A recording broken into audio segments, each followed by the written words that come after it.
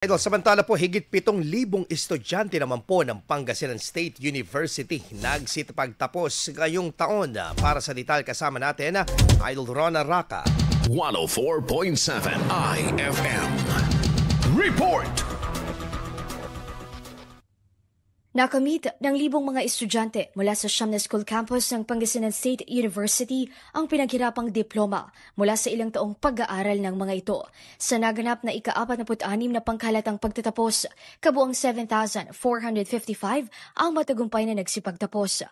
Pinakamaraming graduates ay mula sa PSU Lingayen Campus na may 1,788, sinundan ng PSU Bayambang na may 1,466, PSU San Carlos na 1,135, PSU Urdaneta sa 652, PSU Alaminos sa may 637, PSU Asingan sa 594, PSU Santa Maria na may 488, PSU Binmalay na may 378, PSU Infanta na may 74, mayroon namang 152 graduates din sa School of Advanced Studies at 101 naman sa Open University Systems.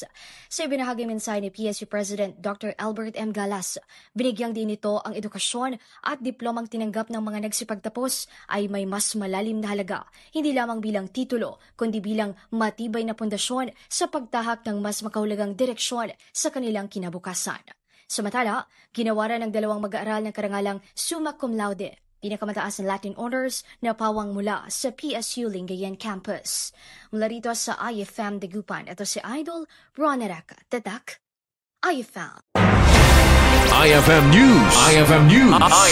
IFM News.